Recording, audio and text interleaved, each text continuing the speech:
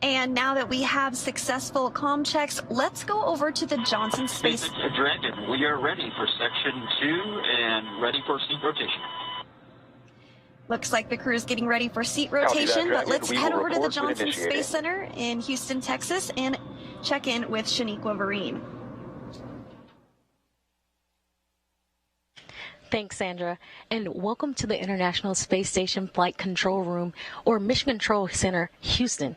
A team of flight controllers behind me is actively monitoring the space station as we speak. The crew in orbit has completed a number of tasks to prepare the station for Crew-5, like setting up tools to monitor Dragon's arrival and preparing the sleep stations for the new residents. Many of their clothes and other belongings launched on a previous cargo resupply mission.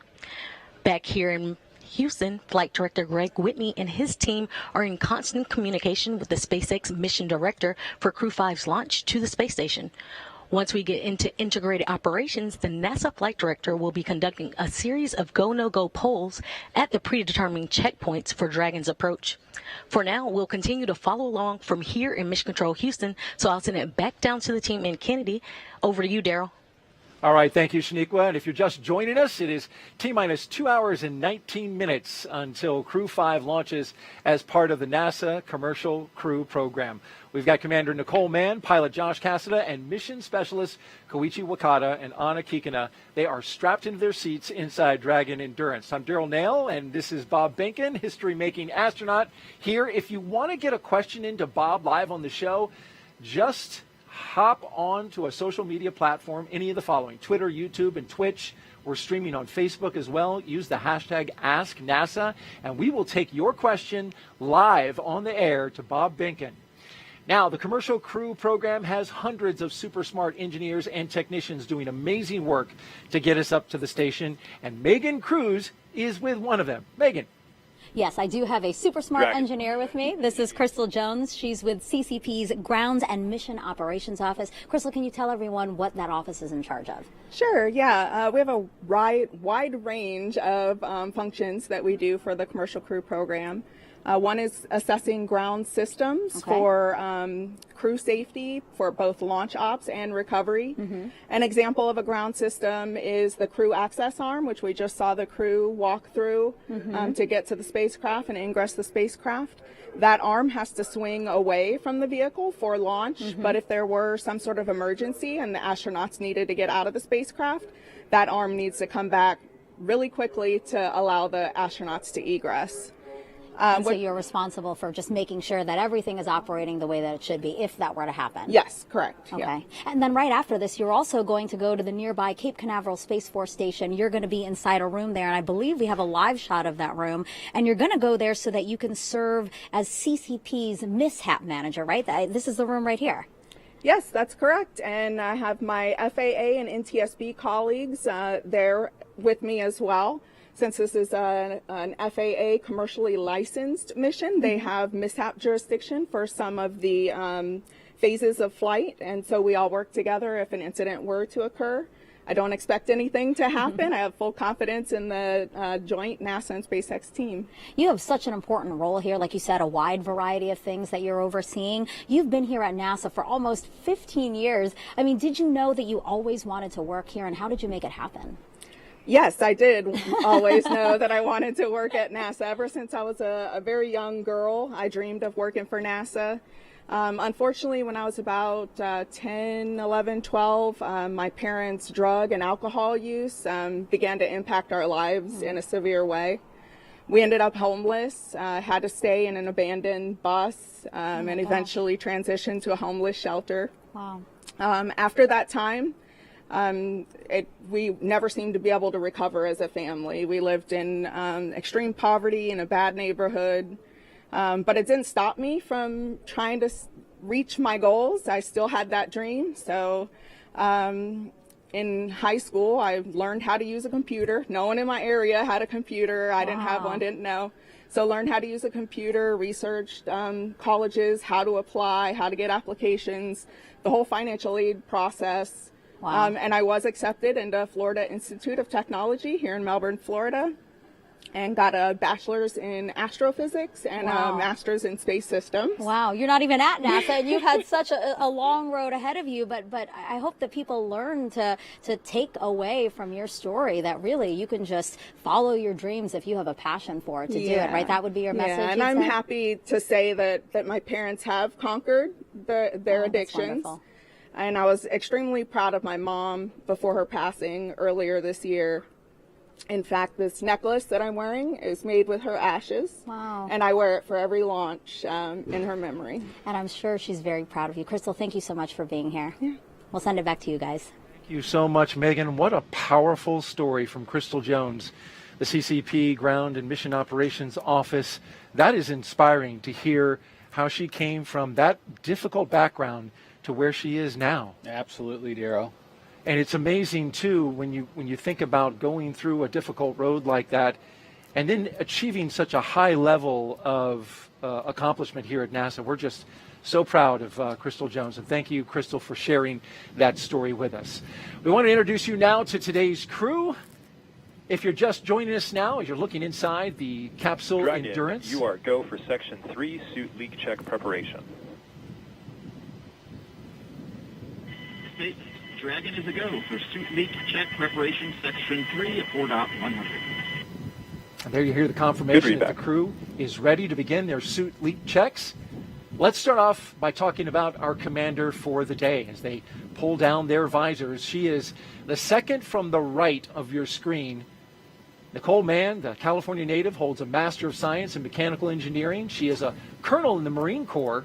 She was an FA-18 Hornet and Super Hornet test pilot and deployed twice aboard aircraft carriers in support of combat operations in Iraq and Afghanistan.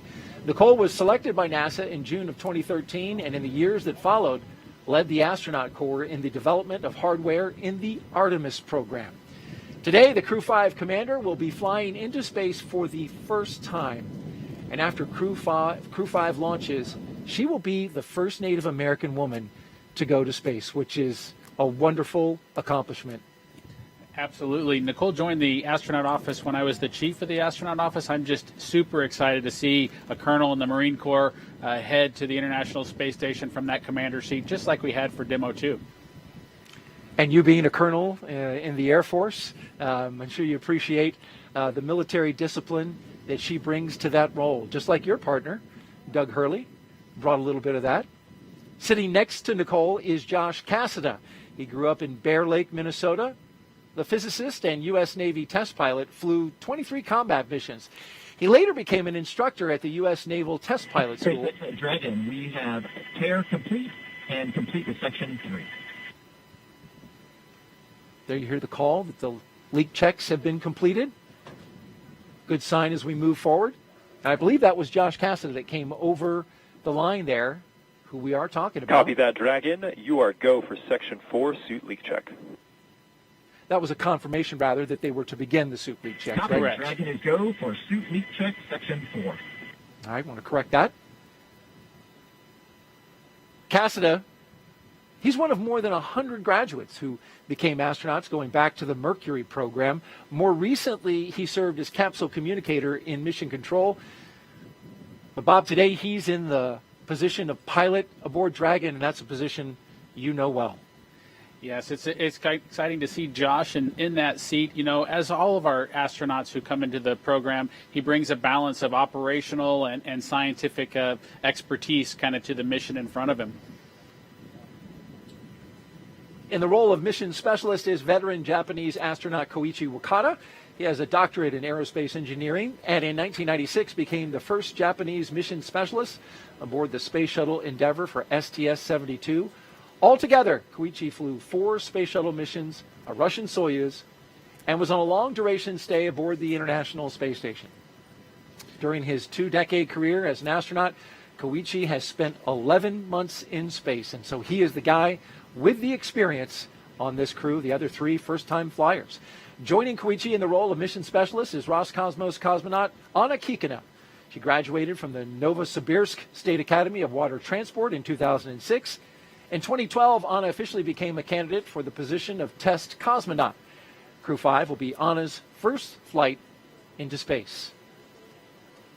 Now let's check in with our team out at Hawthorne, California. Kate Tice, what do you have?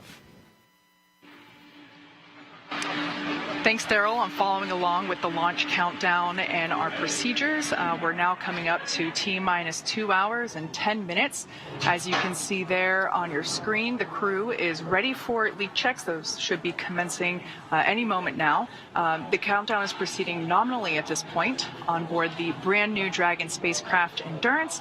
We've already heard those communication checks between the Dragon team and the crew. We will hear checks, comm checks. So I'm hearing there's about a minute remaining in that leak check. There will be another communication check with the Falcon 9 launch team and the crew that comes up at about T-minus 2 hours. So at this point, we're in the leak check, less than a minute remaining.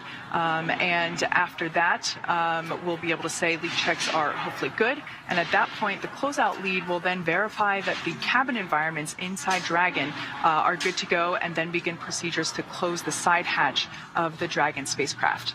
So that's always an exciting moment. Of course, the closeout team will perform the final leak check on the hatch, and then once that is finished, the team will begin all their steps to ready the crew access arm for retraction, and then the closeout team will leave the pad at about T-minus 1 hour, and we'll hear that called out on the nets that the team has departed the pad.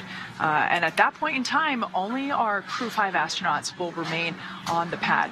Now, as for Falcon 9, that team is on console in firing room 4. They are preparing for their communication checks, which will occur at T-minus 1 hour and 55 minutes.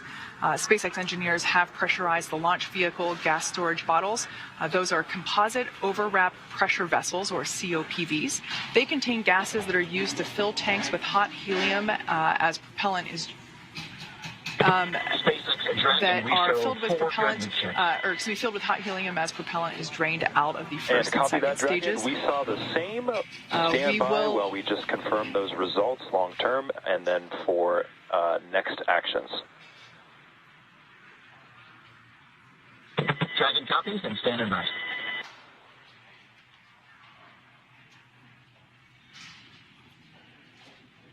So as the propellant is drained out of the first and second stages, we'll top those off in the last half hour or so before liftoff, those COPVs.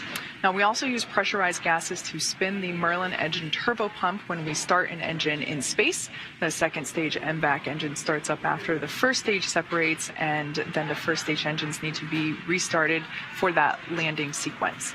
The gases are also used for attitude control systems, which help the vehicle with its orientation for deploying the grid fins and landing legs.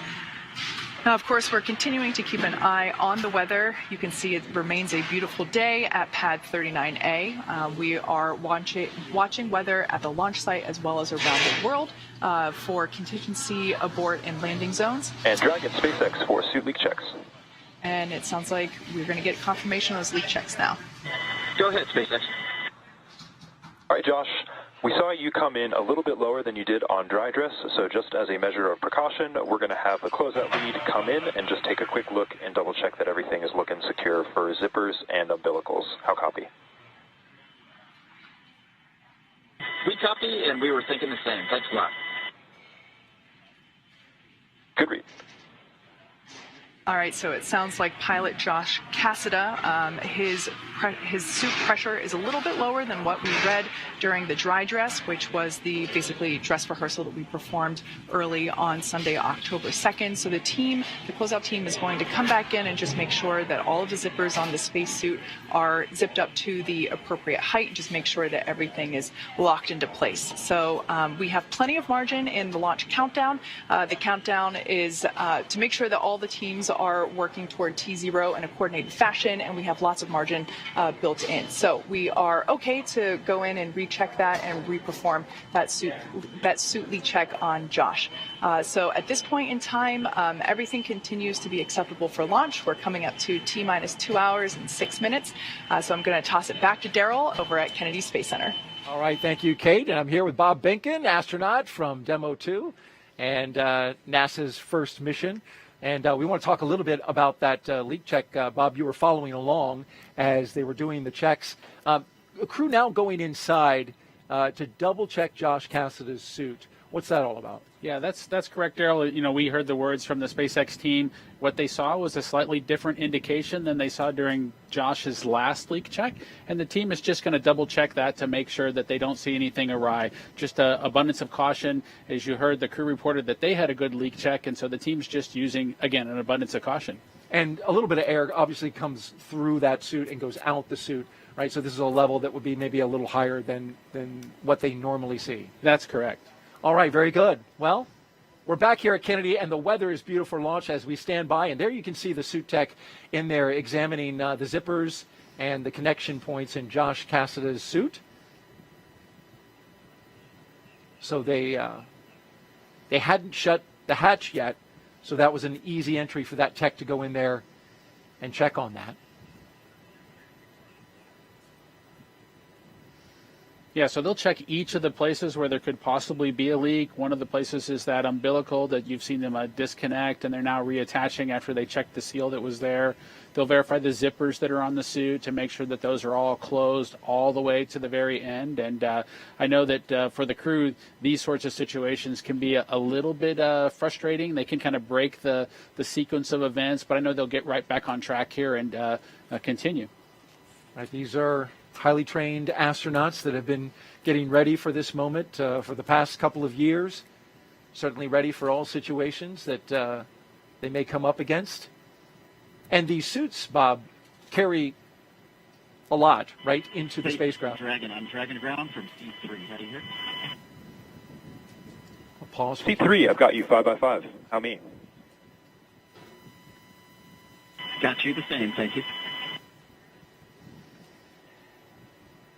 So I don't want to speculate too much, but when you pull the umbilical away, you know, there's an opportunity for the comm system to just need to be re-verified. So we heard Josh check back in. Those connection points, they're grouped together, right? You've got comm and air flowing into the suit at the same connection point. Correct. Also giving a check to Anas, or maybe just doing some zipping up and rechecking.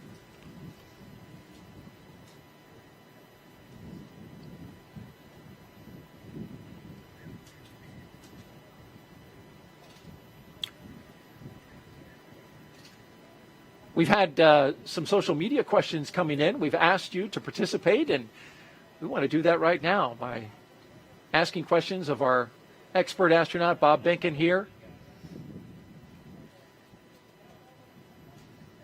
Of course, you can hit us up at hashtag AskNASA on Facebook, Twitter, YouTube, and Twitch. And our question is,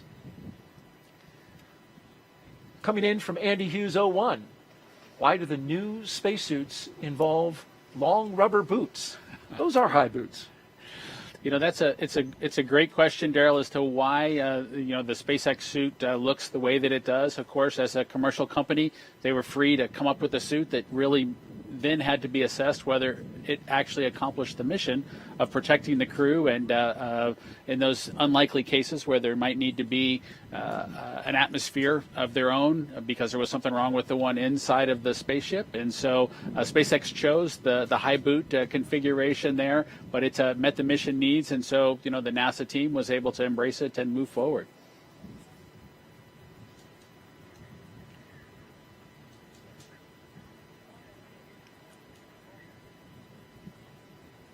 All right, we'll keep an eye on the action inside Crew-Dragon Endurance and our three astronauts and one cosmonaut who are standing by.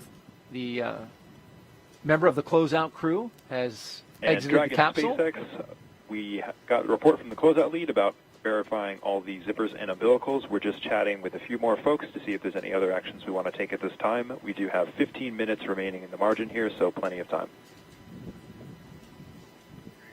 Okay, Dragon, copies. Thank you. All right, there you heard the discussion between SpaceX and the NASA astronauts. And so, although going into space is not child's play, every Dragon astronaut crew brings a stuffed toy with them, and there's one inside the capsule right now. We're going to step away from this part of the operation. Of course, we'll keep an eye on it, make sure that nothing that nothing happens that we don't make you aware of while they're working on that.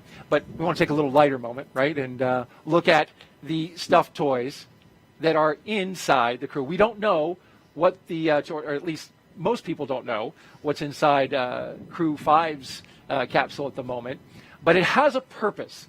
When the toy starts floating, the strapped-in crew has confirmation they've reached microgravity. The toy is called a zero-G indicator, and there's been a half dozen or so on Dragon so far, starting with this little guy who can forget plush Earth, floating around by himself on the first uncrewed test flight in 2017 called Demo 1.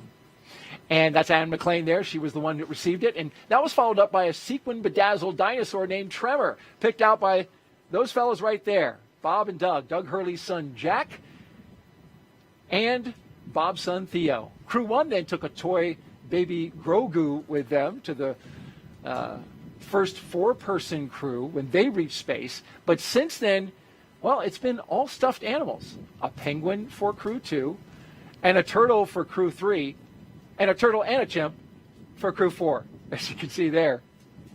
And so right here on set, Bob was kind enough to bring Tremor with him that you saw floating around in his capsule.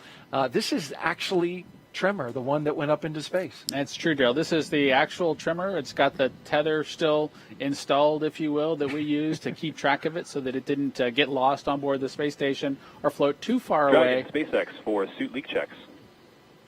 There they go, starting up the suit leak checks again. Go ahead, Mike. All right, Josh, that completes the troubleshooting actions we wanted to take. So we verified that your umbilical has been reseated and your zippers are closed. Given that, we are recommending that you proceed back to Section 3 of 4.100 and reperform the suit leak check preparation and suit leak checks. How copy? Okay, Dragon copies. We're going to step into Section 3 of 4.100, and we'll let you know when we're ready to reperform the suit leak checks. Good readback. All right, so they're going to recheck those suits. And while they do that really quickly, how did your son choose a bedazzled, sequined dinosaur for? Well, Daryl, you know, there's never no telling what goes through the minds of two young elementary school boys, my son Theo and Doug's son Jack. But they had a collection, and dinosaurs were near and dear to their hearts. They went through the collections that they had in front of them, and they picked the Apatosaurus Tremor. And so I'm glad that some other folks have been able to follow along with that tradition and be able to excite a couple of kids, if you will, about, you know, flying in space, even if it's for a stuffed animal. It's great to inspire the younger generations about space with something that they can access. And can you confirm that all the sequins are still there? I can confirm, and I do know that the teams look really closely at each of the zero-G indicators to make sure that they're compatible with the SpaceX Crew-Dragon's environment as well as the space station environment. And so we got approval, and we were able to take the Apatosaurus Tremor with us into space. That's a neat thing, and it lives now in the Benkin household. Crew-5 is the latest launch by Kennedy's Commercial Crew program. And Dragon, care is complete in step 3.9. We are ready for the checks. Copy that, Dragon. You are go for Section 4 suit leak check. All right, while they start up the suit. Ready to go for suit leak check. The communication confirming they're going to restart the suit leak check. Bob Benkin telling me that the suits inflate just a little bit as they make that check. In the meantime, we'll take an interview now and check in with Kennedy's Commercial Crew program. It was created in 2011 and has been flying astronauts from American soil to the International Space Station for the last 2 years. Let's bring in NASA's Megan Cruz, who's with Kennedy Center Director Janet Petro. I am, Daryl. Thank you so much, Janet. It's always so great to have you here, especially for a day like today. You know, we're about to launch this new crew to the ISS. How do you feel about Kennedy again playing this important role in continuing what we do on the space station? Well, thank you so much, Megan, for the question. And as you know, Kennedy has a very long history of doing really some incredible things. And of course, we were established 60 years ago to do the incredible mission of landing a man on the moon and then returning him safely. And in the 6 decades since then, we've been doing an incredible amount of impactful missions, and a lot of those missions have really helped what we do here on Earth and for the benefit of mankind here on Earth. That on-orbiting laboratory that we have up there is doing incredible science and technology and research that's really benefiting humankind here. Yeah. Talk to us about some of the things that we've been able to change and impact here on Earth because we're launching and because of what we're doing here at Kennedy. Yeah, so it's incredible to think that 24 years ago was the first section, the module of the International Space Station called Unity, which was launched. And in that time, since then, we've had more than 20 years of a human continuous presence on the International Space Station. And every single time we launch a vehicle, whether it's a cargo or crew, we send up science and cargo and payloads where we do science, research, and technology development. And all of that not only benefits what we do here on Earth, promoting technology and bettering our life here, but also helps us to look forward to when we go back to the moon and then on to Mars. I'll talk about a few projects that we do here at Kennedy that I'm really proud of. One is the M-SOLO. It's a commercial off-the-shelf mass spectrometer that'll help us seek out and search for ice on the lunar surface. Wow. And then, of course, we are the experts resident here at Kennedy for plant biology. And as we're going to be sending our astronauts further and further into space, to the moon and then on to Mars, they're going to want some fresh food. And so that plant research is really going to help enable that to happen. Yeah, and of course you're alluding to Artemis 1. Right behind us is the iconic vehicle assembly building. Inside there is our Artemis 1 moon rocket. How excited are you for launch later this year, and just excited for again, Kennedy's role in deep space exploration? Yeah, it's an incredible honor to be here leading this center for that really, really historic mission coming up. And of course, Ian threw us a curveball, and so we had, we made the right decision and went back into the VAB. But the energy around the center and even across the whole Space Coast is still very palpable. Looking forward to that launch. And when it goes, boy, it's going to really rock the entire Space Coast. And as I said, it's going to be copy very, that, very Dragon. We saw the same. We are all eagerly looking forward to that first mission, which is then going to help us going on to the moon and then on to Mars. Janet, thank you so much. And we actually just heard a call out there, so or they're completing we are going to proceed with the count and move into Section 5 for side hatch closure and delay any other troubleshooting steps until we get on orbit. How copy? Okay, that's great news. Dragon copies, and we are going to continue into Section 3 of 4.100. Sorry, Section 5 of 4.100. Janet, thank you so much. So sorry about that. We did want to take a pause so that people can hear again the operational loops that we're listening into. But thank you so much, and I hope to be watching Artemis 1 with you soon. Thank you very much, Megan, and go Crew-5. Perfect. Janet, thank you so much. Back to you, Daryl and Bob. Bye-bye. All right. Thank you, Megan and Janet. And as we were watching the crew there, we saw their suits inflate. We saw that pressurization happen. And then you heard a report out. And if you could just recap that for me, Bob. Yeah, I think the team saw similar indications, but it was 4 good leak checks with similar performance from all 3 suits, or all 4 suits that they saw during that first leak check that they accomplished today inside the capsule. So they're going to continue with the launch count, and any further troubleshooting will be delayed until they're on orbit. So we're ready to continue with the count. And so up next, you can see there is the closure of the hatch. And the closeout team will begin performing that. There they are. The hatch is above the entryway into Dragon. They'll remove the environmental conditioning hoses. They'll document that seal and put that on their mobile pads and move through the process. I always think of things like hatch closure as closing the door and it's done in an instant. But closure of the hatch on a spacecraft is done very carefully with a lot of meticulous steps to ensure that that environmental seal is just pristine and they are going to get a good seal when they close it up.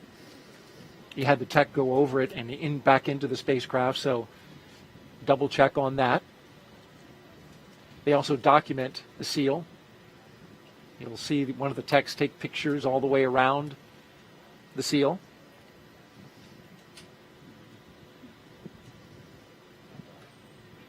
We can think some about that hatch being closed, and then it'll be reopened when they come back at the end of their mission after splashdown, and when the vehicle's brought on board the ship. So it's going to stay closed for a long time after they get it closed for the spacecraft launch. That's a great point. So it needs to be closed well. Dragon, closeout team is taking final steps in preparation for side hatch closure. Stand by for transition to pad hatch closed. Ensure that all items are secure from now through launch. And what is that, Bob? It's just a protective piece of Dragon copies. All to make sure no FOD or anything falls down into that area. Hatch closed. Good words. So some protective equipment for the SEAL there Correct. on the spacecraft. All right, very good. We'll keep watching the action and tracking the progress as we head down towards launch. T-minus 1 hour and 50 minutes until liftoff of Crew-5. I want to head on out to Megan Cruz, who is with our NASA administrator, Bill Nelson.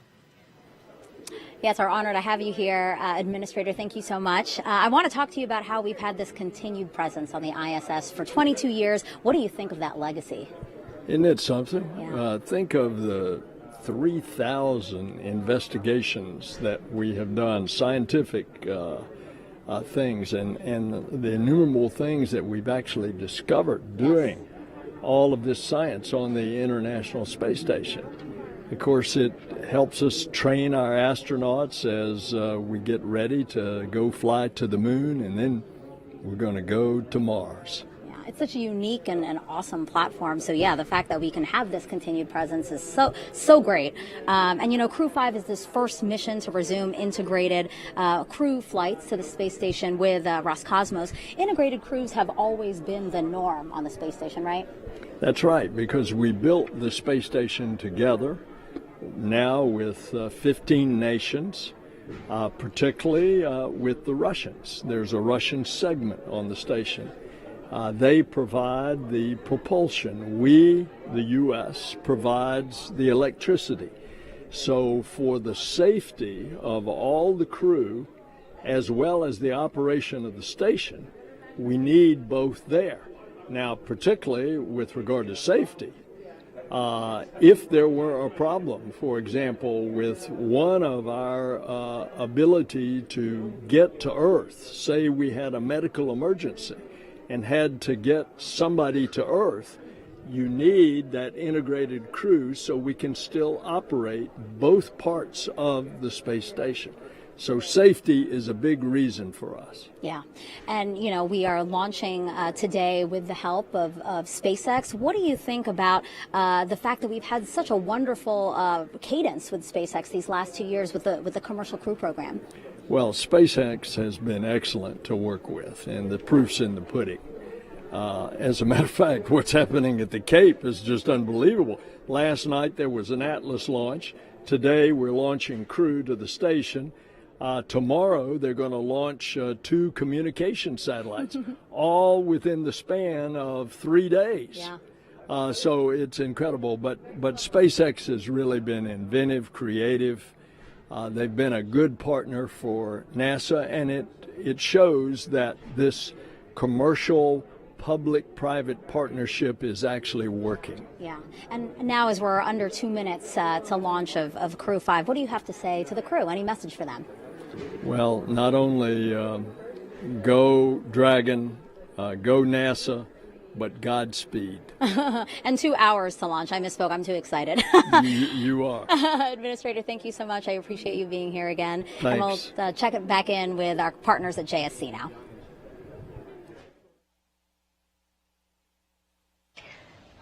Thanks, Megan. And when Crew-5 arrives at the space station tomorrow evening, they'll officially become Expedition 68 flight engineers. Once on board, they'll do something known as a direct handover, basically saying that Crew-4 and Crew-5 will be on board the station together until Crew-4 comes home next week. Crew-4 will be able to give Crew-5 an orientation and show them the ropes, which will be particularly helpful for first-time space flyers Nicole Mann, Josh Cassada, and Kikina. A direct handover also helps ensure continuous U.S. presence on the space station, a record we've held almost 22 years. The space station is an orbiting laboratory, and they will jump right into research and investigations. Now I'll toss it over to Daryl at the Kennedy Space Center with a little bit more of that science. Daryl? Absolutely. Thank you very much, Shaniqua. And we continue to monitor the closure of the hatch on the Crew-Dragon. You see the closeout team there. I want to take a closer look now at some of the life-changing science the astronauts are performing aboard the International Space Station. The International Space Station is a state-of-the-art microgravity laboratory that is unlocking discoveries not possible on Earth and helping us push farther into deep space. Every single day, we are answering big questions about Earth and about space, about where we came from and about where we're going. But the other thing that we're doing is we're learning more questions to ask. Microgravity turns almost everything we know upside down. Liquids behave completely differently. Fire burns in new ways. Biological systems reveal surprises. There's a few things that have made me gasp out loud up on board Space Station. Watching heart cells actually beat has been a pretty big one. We're studying ways to grow food in microgravity. I got to tell you, these are pretty amazing. We're learning how human bodies react to life in space and how to keep crew members safe and strong on long-duration exploration missions. Deadlifts are awesome on Earth. They're also awesome in zero gravity. We're testing technologies that will be critical to our return to the moon and great leap to Mars. Our research has contributed to medical and social benefits on our home planet, allowing us to find new ways to combat disease back on Earth and develop technologies to deliver clean water to remote communities in need. The spectacular vantage point of more than 200 miles above our planet supports our monitoring of Earth's climate, natural disasters, and plant life. The orbital perspective that we have here on the ISS is just absolutely amazing. Earth is gorgeous. The growing new space economy, so vital to our continued progress in space, is flourishing in low Earth orbit. We're inspiring future generations from a platform that is one of the largest international collaborations of our time. We're doing science at 17,500 miles per hour. Come along for the ride. So much about what these missions are about is the science. And even though, Bob, you were telling me, test flight, that of course it was historic at the time, that was reestablishing America's presence to launch from American soil, get to the space station. You didn't have a lot of science on your flight. But when you got up there was a lot of science to do, right? Even a backlog. Absolutely, Daryl. You know, for my launch guest, even though it was a test flight that we were headed to the space station to check out a new vehicle, my T-shirt said, "Because science." And that was the reason that we were going. And I was proud to be a part of when I arrived at the space station, of the science that we were able to accomplish. As you mentioned, there was a bit of a backlog. We had a single U.S. crew member, and Doug and I were put into service right away, trying to support getting the science program back up and running and back at full speed. Working hard on that science, just like our next guest who is joining us now. We have Mike Roberts here with us. He is the chief scientist for the ISS National Laboratory. Mike, thank you so much for being here with us today. It's a beautiful day to launch and a good day to talk about some of the science that's on board. You got currently, as I understand, 235 investigations on board. 76 of them are new, and you got a little bit of them flying right on this rocket here behind us. Yeah, it certainly is a beautiful day here today, and we look forward to getting the science off the ground. As Bob indicated, it's a very busy time up in orbit for the crew because they are very busy not only maintaining the science portfolio of NASA so that we can continue to live and operate in space, they're also conducting science in space that benefits us here directly on Earth, and that's an important part of why the ISS National Laboratory exists. What is some of the science that Crew-5 is working on? So as the crew goes up today and docks the station, they're going to be engaged in a lot of research that addresses medical needs here on Earth. We have partnerships with the National Institutes of Health through the National Center for Advancing Translational Sciences. which is doing some very important research that leverages the access to persistent microgravity dead environment. As Bob, I'm sure, experienced in the microgravity environment, your body's physiology adapts to that environment in different ways, and in some cases, those effects of microgravity on the body mimic the onset and progression of disease and aging here on Earth. So the National Institutes of Health is taking advantage of that by sending small cells in tiny bioreactors up to space to understand how those individual systems respond to that environment so that we can design more effective therapeutics for use here on Earth. We also have experiments launching on Crew-5 going up with the crew today that are going to explore the effects of microgravity on the gut microbiome. A company is involved with Los Alamos National Laboratory, so it's another collaboration between ISS National Lab, Los Alamos National Lab, and its partners to better understand how microgravity impacts the gut microbiome and the human body. Microgravity certainly an impact on astronauts the entire time they're out there, and we've been studying this for so long, and it's great to see a study that's looking at those internal functions of the gut. It'll be fascinating to see what comes of that. As we truck along here, I understand that we now have science on board the actual Crew-5 vehicle. That's not something that's always been capable of happening, right? We do. For ISS National Lab and all of the sponsors, the International Space Station, the availability of extra crew members going up on commercial crew has been a significant advantage. We've doubled the amount of time that's available for crew to conduct science. But also, we have the ability to utilize the crew vehicles to get some science up there that can fit within the confines that's not occupied by the crew. So while most of our science and supplies still go up on the commercial resupply vehicles, we're also able to utilize the vehicles themselves that are taking the crew up to get some expedited science up and get it back. And we're looking at some video now of Lambda Vision. If you can tell me a little bit about that. Another very important development in space is the utilization of space and access for commercial companies. So Lambda Vision is a small startup biotechnology company that is pioneering the use of bacterial rhodopsin, a protein from bacteria, that can be used to manufacture artificial retinas. So Lambda Vision is utilizing the absence of microgravity to improve their ability to manufacture these artificial retinas in space. These artificial retinas, when they're approved for use by the FDA, will enable Lambda Vision to offer the availability to recover from retinitis pigmentosa and macular degeneration here on Earth. Currently, there are no effective therapies for that recover full sight or full vision. How about that? This technology offers that advantage. Offering a lot of hope for people who suffer from those diseases, and so it'll be exciting to see what kind of results come from that experiment.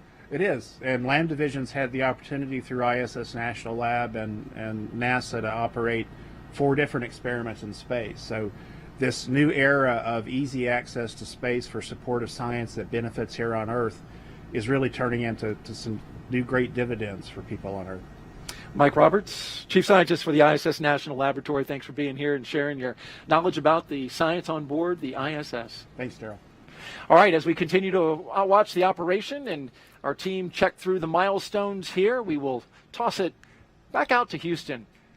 Actually, we're going to throw it to California and Hawthorne, where Sandra and Jesse are standing by. Thanks, Daryl. Earlier, we did talk about the progress that both NASA and SpaceX have made in human spaceflight since we first started flying Dragon regularly over 10 years ago. So to support our increasing number of human spaceflight missions, your spacesuit team has been busy at work, Jesse. Yes, we have. You might be surprised to know that the completion of the Crew-5 suits marks SpaceX's 50th completed IVA, or intravehicular activity suit, including development, training, and qualification suits. 30 of those suits were created for flight. This number is inclusive of the suits that the Crew-5 astronauts are wearing today. 17 of the 50 were built and used for development and training. 1 was used to get our suit qualified for space, and we produced suits to support the passengers for a couple demonstration missions as well. You may recall Starman and Ripley. Starman flew on our first Falcon Heavy flight in 2018 and is still flying around out in space. And Ripley was the anthropomorphic test device that flew on Demo 1 to help us collect lots of data before flying Bob and Doug. And as a reminder, this spacesuit that you've seen the crew wearing throughout operations today is an intravehicular activity suit designed for use inside Dragon. Its primary function is to protect the crew in the event of a cabin depressurization. Now, when the astronauts move onto the International Space Station following docking, the spacesuits will stay on board Dragon. The astronauts will then use NASA's extravehicular activity, or EVA suit, when outside of the International Space Station performing spacewalks. The suit teams work tirelessly to make sure all of our astronauts have a positive experience while wearing our spacesuits and ensures the highest level of safety. Now, similar to how we innovate and further develop our launch vehicles with each tester mission, our spacesuits have continued to evolve since NASA astronauts Bob Behnken and Doug Hurley first donned them for Demo 2. Some improvements include the patterning process for better fit. Patterns are the individual pieces of fabric that go together to create the suit. Our process involves taking measurements, generating patterns based on those measurements for each layer of the suit, and then performing fit checks where we put together non-flight, quick versions of the different layers of the suit to make sure that they fit correctly before making the flight suit. Now, we've also continued custom patterns for each crew member and have made significant reliability upgrades in the spacesuits. And while the suit is a single piece, which means the helmet, gloves, and boots all remain attached as one piece, with us today is a SpaceX helmet lent to us by the spacesuit team, and you can see it here on the table right now. That's right, Sandra. This helmet is made from 3D printed nylon and has a visor that pivots open. And Dragon SpaceX for side hatch leak checks. Go for Dragon. Okay, Josh, we identified a potential piece of FOD on the side hatch seal when we were inspecting everything, so the closeout team is proceeding to open the hatch to address that before closing and reperforming the leak check. For big picture awareness, we still have approximately 12 minutes remaining in the margin for this timer to perform this action, so we'll be able to run through everything without issue here. Okay, Dragon copies will be opening up the side hatch and taking a look at the pod, and we've got 12 minutes of margin. Appreciate the heads up. Good readback. So we just got an update. We were closing the hatch. It sounds like they do need to do another inspection, reopen the hatch, re-inspect the hatch lining, make sure that there's no FOD caught in there, and then perform the procedure to reclose the hatch one more time. It sounds like we do have some margin, 12 minutes of margin, so we are still on track for liftoff today. But as we were mentioning, the helmet is made from 3D printed nylon and has a visor that pivots open. It's also equipped with a microphone, which is embedded into the helmet, which allows the crew to communicate with the mission operators while suited and seated in Dragon. That's right. And those communication systems that you were talking about, you can see inside. They're not inside this helmet because it's not going to be used throughout the mission, but the crew does have the ability to hear via the helmet, and you can see the slots right there for that capability. Yeah. And so now we're going to check in with Kate while the team is working on the hatch. So Kate, how's it going over there? Thanks, Jesse. Yeah, it's super cool to see that helmet up close. Now turning our attention back to the progress with the integrated launch teams, we are coming up on T-minus 1 hour and 32 minutes. As we just heard a couple of moments ago, the closeout team identified a little bit of FOD in that hatch seal. So basically the process is we close the side hatch, we inflate the seal around the hatch to a certain pressure, and then we hold that pressure to see if there's any decay or leak. And if there is, that's an indication that something is in the seal, and that's what occurred today. So the team is in the process of reopening the hatch. They'll clean the seal out, close it, and inflate the seal and re-perform that leak check. So normal, as we heard mentioned, we do have 12 minutes of margin in the launch countdown, as I've mentioned before. The countdown is to make sure that everybody is, all the integrated launch teams are aligned, and we do build margin in order to make sure that we can deal with things like this as they come up. Similar to whenever pilot Josh Cassada had a little bit of decay, or excuse me, not decay, a lower pressure value read on his suit, so we rechecked the suit pressure there as well. So working through those, no issues. We're still tracking for launch today, and as you can see, the crew seated there comfortably in the capsule. It looks like Anna might be taking a little pre-launch nap. I don't know if I personally would be able to pull that off, so I really admire the calmness that she's demonstrating today. So once that hatch is closed back up and we successfully leak check on that, we should be good to go. We see some movement there. She's not napping. As for the launch engineers, they are located in Firing Room 4 in the NASA Launch Control Center at Kennedy Space Center.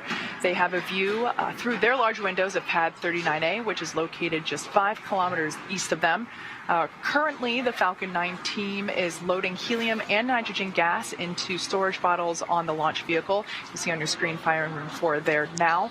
RF checkouts are now also complete, and the final review of vehicle testing performed earlier today is underway. So the SpaceX chief engineer, who for this mission is Dan Alex, he will check in with the team at T-minus 80 minutes to verify that we are good to continue with the countdown. Now, the next major activity, we will flow a small amount of fuel into the first stage to prime those Merlin 1D engines for ignition. The team is also monitoring fuel and liquid oxygen loading preparations, ensuring that the propellants in the ground tanks are correctly chilled to prior to loading them onto Falcon 9. Propellant load will begin at T-minus 35 minutes. Now at just under T-minus 1 hour and 30 minutes ourselves, the weather continues to be green. As you can see, beautiful clear day at Pad 39A, but we are of course monitoring weather at downrange as well, and that continues to look good, and the range remains green and ready to support. So all that being said, we are on track to launch in under an hour and a half from now, and we are certainly getting excited here in Hawthorne. With that, let's turn it back over to Daryl and Bob at Kennedy Space Center. How's it going over there, guys? All right, thank you very much, Kate, and we continue to monitor the work that the closeout team is doing right there, rechecking the seal to Dragon between the hatch and the spacecraft. And there you can see the techs making that inspection now, taking a light around it. They had the hatch closed, but reopened it after doing the side hatch leak check. And Bob, it was interesting. We were talking about this just briefly before Kate threw to us, and there's a way they can check that seal to see if there's any FOD in it. And I thought it was interesting how they do that. Well, yes, Daryl, Kate gave a great explanation of that process just a couple minutes ago, but what they do is they need to find a way, of course, before you get into space to make sure that the integrity of that seal is good. And so what they do is they're able to inflate a small portion, a small volume, to ensure that they do have a good pressurization on the sides of that seal. And if they do have a leak or some indication that things aren't exactly right, the most likely culprit is some sort of foreign object that's kind of captured in that sealing surface. And so the team goes back in, cleans that area out, and then we'll kind of reaccomplish that leak check to make sure that it's good before the crew gets into the vacuum of space with the spacecraft. And you can see they've wrapped up that process of inspecting, cleaning, and documenting the seal, and now they've reclosed the side hatch to Crew Dragon with our Crew-5 astronauts inside, and they'll start sealing up the hatch now. We'll keep monitoring the action and let you know what's going on. And Dragon, the team's for a quick update, the closeout team was able to open the side hatch and remove the hair that they identified as FOD. They've closed the side hatch and are stepping into their leak checks right now. We are right on schedule for launch today. Dragon copies. That's great news, and we're standing by for that leak check. Thanks. Okay, well, there you heard confirmation that they found what it was. And real quick, Bob, before we throw it to an interview, a hair was identified. It's fascinating to me that something as small as hair can actually compromise a seal. Yes, it's really important that area is super pristine, and like we talked about a little bit earlier, that hatch is going to be closed for 6 months as they make their way into orbit, and then won't get open until they come back and are on aboard the recovery ship. Dragon Ground is going to be commencing a health check for launch escape system a second time. Expect a momentary flight computer state change, followed by that transition back to pad hatch closed. Dragon copies. We'll accept it again prior to going back to CAD hatch close. Good readback.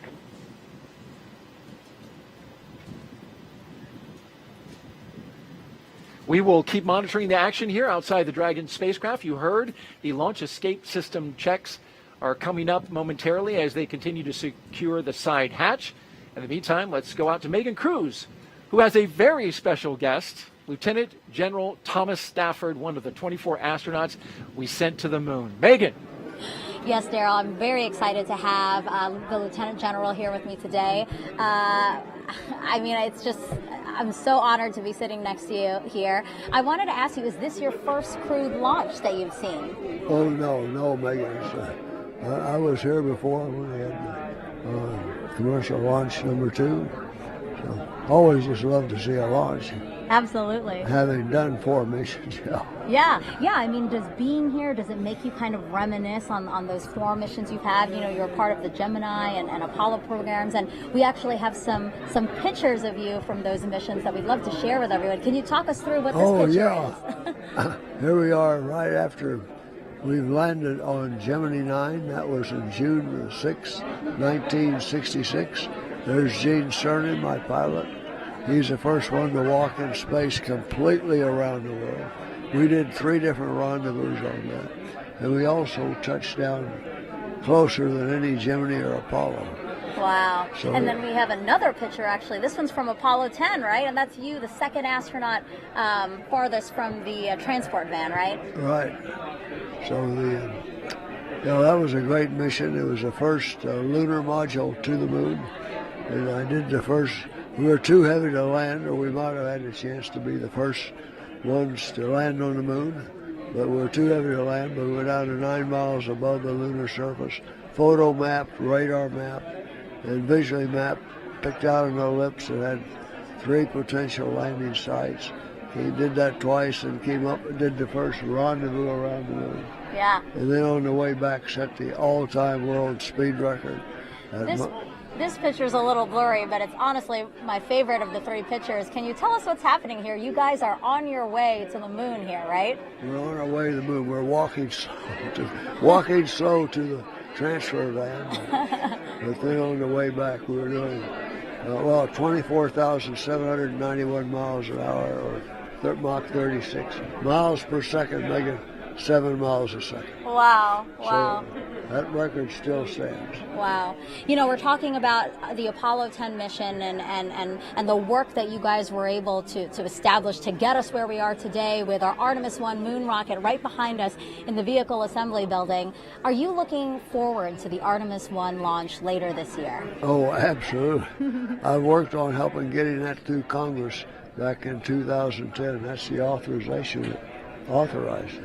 So I've had 12 years of work on that one. Yes. Lieutenant General, thank you so much for being here, and I hope you enjoy the Crew-5 launch today. Oh, it's great to be here. The weather's good, and I'm sure you're going to have a great launch, man. Thank you so much. All right, Darryl, we'll send it back to you. Well, that was fantastic to hear from the Lieutenant General. Loud and clear. Stand by from ComCheck by Launch Control. Dragon, launch control on countdown 1, ComCheck. Launch control, Dragon, loud and clear. Launch control, loud and clear. Stand by for ComCheck by the Chief Engineer. We're getting ComCheck Dragon, right now. CE on countdown 1, ComCheck. Listening in. CE, Dragon, loud and clear. CE, loud and clear also. This completes the Falcon 9 responsible engineer ComChecks. There will be a series of these checks.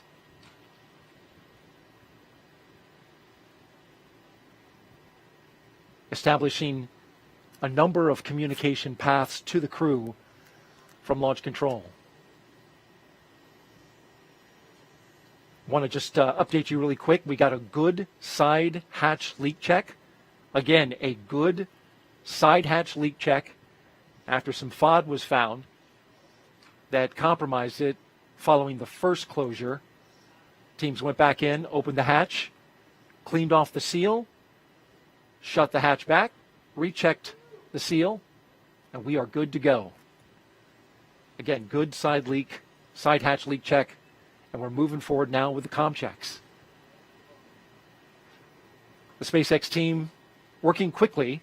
They had 12 minutes of margin. They whittled that down to about 3 or 4 minutes. And so great job by them. Tackling that issue that can pop up as you're preparing to launch a spacecraft to the International Space Station.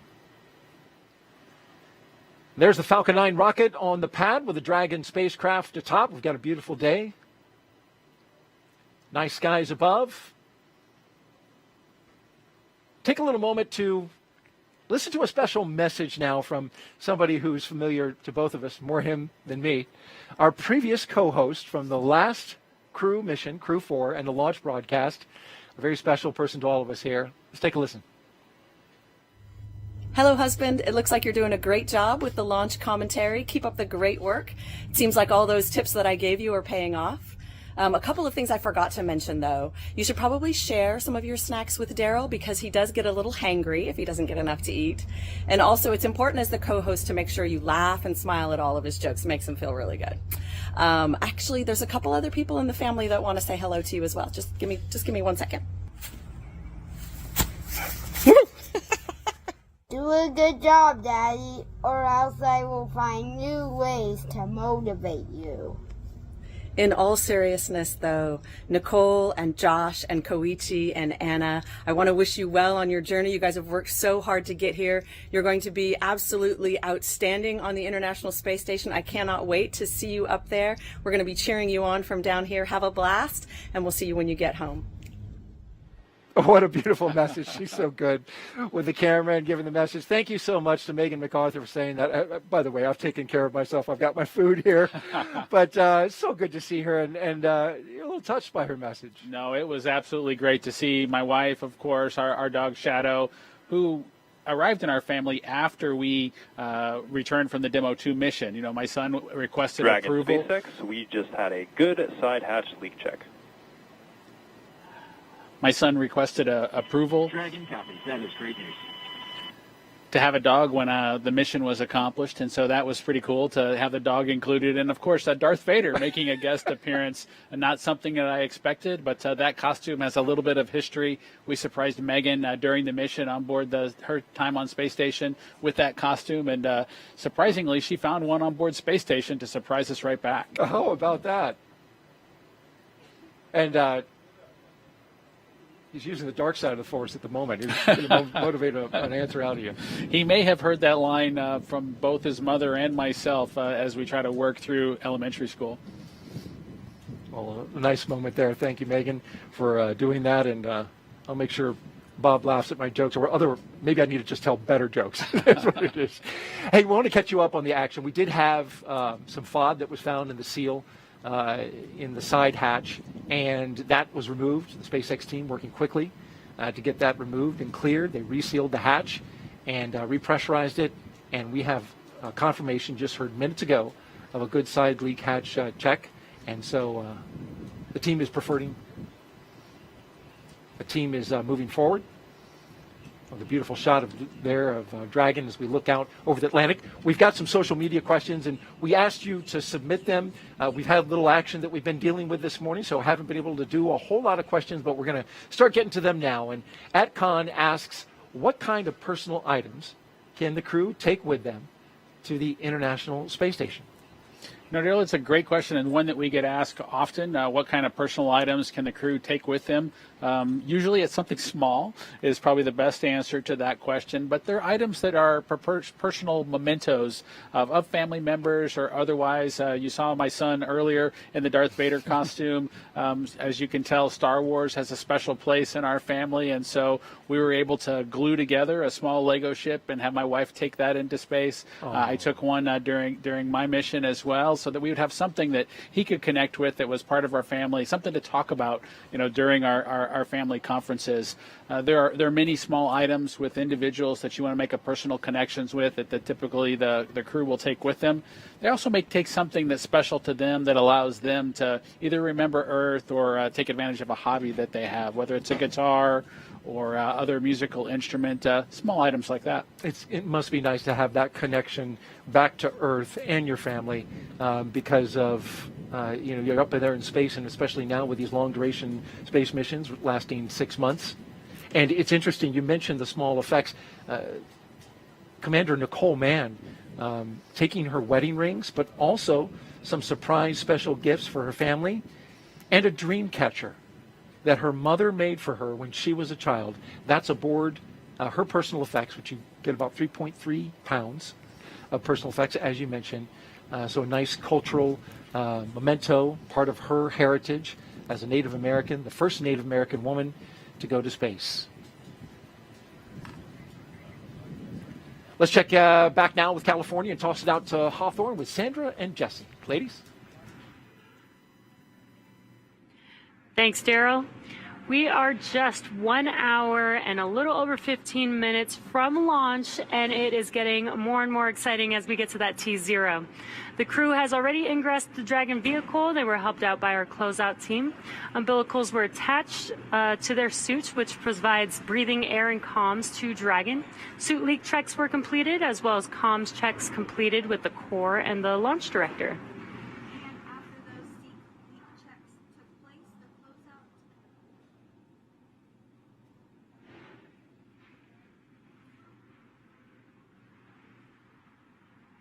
And after those suit leak checks, the closeout team was able to close and seal the hatch. We just got confirmation that we did have a good leak check.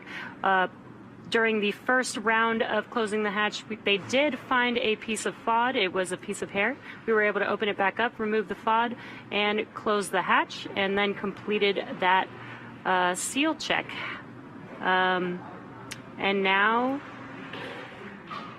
the closeout team is just wrapping up. And once they wrap up in that white room, they will depart the white room. And those final weather checks will be coming up soon, which will be necessary before a final go, no-go. And there you can see the closeout team there on your screen. Again, just wrapping up the final procedures for hatch closure there. So let's check back in with Houston for a status on the team supporting the space station on their readiness for launch. Shaniqua, how's it going? Thanks, Jesse. The team here in Mission Control Houston has polled that they are go for the launch. The International Space Station and its onboard crew are ready for Crew-5 astronauts to lift off. When Flight Director Greg Whitney polled his team, he was asking the flight controllers who work on all the different systems on board the space station if their focus areas were online and working properly. This includes life support systems, proper communication links, computers that allow us to command the station on board and their subsystems, and our ability to maneuver the space station are fully functional. The crew in orbit is awake and just finished their midday meals. They will start crew arrival preparations shortly, making sure they are ready to receive the new crew tomorrow. Mission Control Houston will continue monitoring the mission as we check off milestones for today's flight. In the meantime, I'll send it back over to Hawthorne. The International Space Station Flight Control Room is ready for launch. Sandra? Thanks, Shaniqua. That's great news. And while Crew-5 is launching today, just a few months ago, we were launching another crew to the International Space Station. That is, of course, Crew-4, who launched in April. The Crew-4 astronauts currently on board the International Space Station have spent nearly 6 months conducting scientific research in areas such as materials science, health technologies, and plant science to prepare for human exploration beyond low Earth orbit and to benefit life on Earth. Such research also lays the groundwork for future exploration of the Moon and Mars, starting with the agency's Artemis missions. Dr. Chow Lingren was born in Taipei, Taiwan, but spent most of his childhood overseas in England. He was an instructor and jump master with the U.S. Air Force Academy and also has a doctorate in medicine and served as a NASA flight surgeon. After he was chosen as an astronaut, Lingren flew on Soyuz and spent 141 days in space during Expedition 44 and 45. He has a wife and 3 children and is the commander of Dragon Freedom. And up next is fellow airman Bob Hines. He was born in Fayetteville, North Carolina, and has a wife and 3 daughters. He has a Master of Science in Aerospace Engineering and served 21 years in the U.S. Air Force as a test pilot and as a fighter pilot in the F-15E. He came to NASA as a research pilot where he flew science missions in the WB-57. He's the pilot for NASA's SpaceX Crew-4 mission, which has been his first space flight. Now, there's a couple mission specialists on board Crew-4, one of which is Jessica Watkins, who considers Lafayette, Colorado, her hometown. A talented rugby player in college, her team won the national championship in 2008. Watkins was a postdoctoral fellow in the Division of Geological and Planetary Sciences at the California Institute of Technology. She completed several internships with NASA, including one testing systems designs for the Mars Perseverance mission at JPL. She became an astronaut in 2017, and just like Bob, Crew-4 was her first flight to space. And the second mission specialist is Samantha Cristoforetti. She was born in Milan, Italy, but now lives in Cologne, Germany with her partner and 2 children. In 2006, she earned her fighter pilot wings and flew the AMX attack fighter at a base in Italy. In 2013, Cristoforetti launched into space aboard a Soyuz for a long-duration spaceflight to the International Space Station. And several years later, she was awarded the Knight Grand Cross of the Order of Merit from the President of Italy. Crew-4 was her second spaceflight. This 4-person crew is currently preparing for Crew-5's arrival and also their return back to Earth just days from now. And while Crew-4 was on board, they received a visit from another Dragon. SpaceX's 25th resupply mission to the International Space Station launched on July 14th, carrying over 5,800 pounds of science, research, hardware, and other crew supplies to the orbiting laboratory. Dragon stayed on station for a little over a month before being packed with critical research and hardware to be analyzed after a safe splashdown off the coast of Florida on August 20th. Now let's head over to Daryl at Kennedy Space Center. Daryl, how are you guys doing over there? Well, thank you, Jesse and Sandra. Well, we're having a beautiful day here at the Kennedy Space Center. You can see behind us, we're at the Launch Complex 39, where media are gathering, getting ready to count down the final hour as we get ready to watch Crew-5 launch into space. It is a big day, and especially here at the Kennedy Space Center, where we have just been cranking out the launches, Bob. 3 launches in 3 days from 3 different pads. We had the Atlas V going off from 40 yesterday. We've got Crew-5, of course, from Launch Complex 39A today. And then tomorrow, SpaceX launching from their other launch pad, Pad 41. It's hopping. Outstanding to see all that action down here at the Kennedy Space Center. And again, it's a beautiful day. I'm looking forward to seeing the Crew-5 folks get into orbit. Indeed, and liftoff time is still holding for noon Eastern time, 56 seconds after noon, if you want to be right on the second. We're also tracking no issues at the moment with Falcon 9 or Dragon. We did have an additional suit leak check that we performed, as well as a spacecraft leak check. Those are good to go. Dragon now good to go. The range is green. And, of course, the weather is doing fabulous here at the Kennedy Space Center. Downrange, they're watching some winds in the abort corridor, but they're looking good right now. And so the crew of Crew-5, talking about Commander Nicole Mann, pilot Josh Cassada, and mission specialist Koichi Wakata and Anna Kikina, well, they donned their spacesuits in the historic crew quarters suit-up room this morning. They woke up around 4:30 a.m., donned those suits around 7 a.m. They walked out of the crew quarters building as every NASA astronaut has done since Apollo 7. And then they were transported to the pad where they climbed inside the SpaceX Dragon Endurance for its second flight. Now we are seeing them live while they await liftoff. Bob, you lived this with your fellow astronaut, Doug Hurley. What is the crew doing right now at this moment? You know, Daryl, it's a good question at this point. I think you can see on the camera that what the crew's really focused on right now is relaxing. You know, they've had a hectic morning, if you will, one that's very well scripted, one that's very well controlled, but one that causes them to need to be on schedule through all the individual milestones leading up to launch. That part's behind them now, and they're taking a chance to relax and catch their breath before the tanking operations begin here in just a few minutes. Indeed, tanking coming up, as well as the launch escape system checkout and the arming that will follow. The rocket is on the pad, ready to go. And over the next hour, we will conduct a series of polls to get ready for launch. The crew will also, as I mentioned, they'll be arming that launch escape system, and then the fueling of Falcon 9 will begin. Let's talk a little bit about the details of today's flight. Launch, of course, as we mentioned, set for just a few seconds after noon, a little more than an hour from now. And then Crew-5 astronauts will race towards space, reaching orbit in about 12 minutes. That's followed by a roughly 29-hour flight to dock with the International Space Station, one of the longer transit times to the ISS. And then that docking will happen at 4:57 p.m. Eastern Time tomorrow. And, of course, we'll have coverage of that. A quick history of NASA's Commercial Crew program. It all began with the first successful and historic test flight Dragon of SpaceX. Crew-Dragon.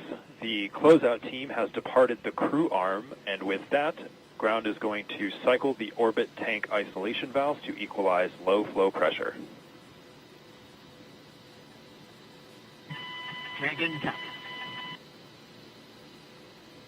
All right, they're cycling the valve there, and as well, closeout team is now departing that location that you see, 39A.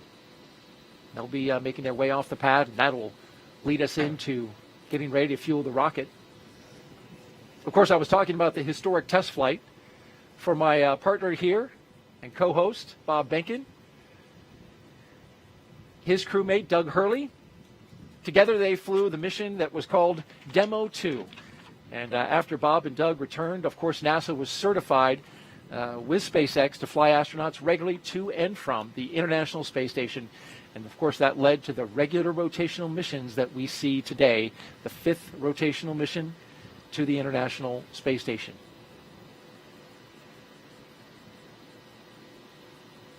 Let's check in now with Kate Tice in California.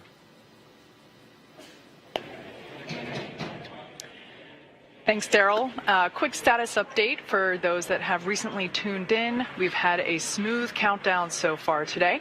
That you can see there on your screen, our 4 Crew-5 astronauts have ingressed. They are in their seats. Their 5-point safety harness is buckled in, and they are looking relaxed and ready to go. They ingressed about an hour and 45 minutes ago, and the teams have completed the required comm checks, the suit leak checks, the side hatch closure, and its associated leak check. We did have to redo that leak check as a piece of FOD was found in the seal. So we opened the hatch back up, cleared out the seal, cleaned it, and then closed the hatch again and reperformed that leak check, and we got good leak check there. And we heard just moments ago that the closeout team is beginning to depart the pad. And at that point in time, it'll just be the Crew-5 astronauts left on the pad once the closeout team departs the BDA. At this point in time, I'm happy to report that the SpaceX team is working no issues, and the pace is certainly beginning to pick up. As for Falcon 9, our 2-stage reusable rocket, final propulsion checkouts of the first and second stages and the engine began a few minutes ago in preparation for propellant loading.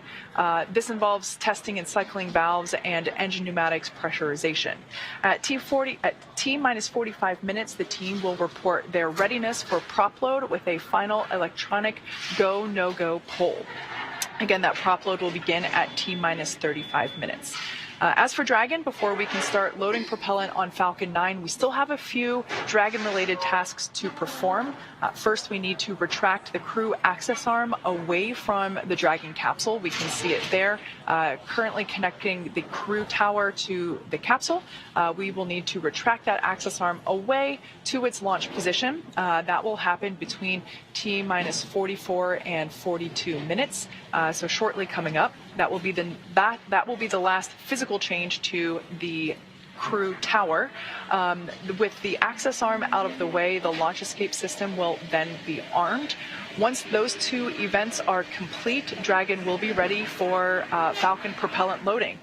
We did hear earlier in one of the pre-launch briefs that once the launch escape system is armed, we will not have the ability to recycle. So we are basically locked in for launch today as soon as we have that launch system armed. As for weather, we will also verify with the launch weather officer that all the weather meets all of the associated constraints, including items such as wind speed, lightning, and precipitation. Looks like with those beautiful blue sky behind Falcon and barely any clouds, we don't think rain is going to be an issue, nor lightning. Now, we do expect acceptable weather conditions for launch, both at surface level and upper altitudes. As I mentioned earlier, we have been watching those downrange winds, and they continue to trend favorably. So everything green there. As for the range, currently clear for launch from historic launch pad 39A, the worldwide network of ground stations, and the tracking and data relay satellites, or TDRS as you hear us refer to it as. Those are ready to support Dragon as it heads into orbit. Today we have an instantaneous launch window at 12 p.m. Eastern, noon on the dot. Once we begin loading propellant, there is no opportunity to change that T0. The timing for Dragon to rendezvous with the International Space Station is incredibly precise, down to the very second. So we only get one chance at it today. But at good news, at T-minus 1 hour on the dot and counting, we are go for launch.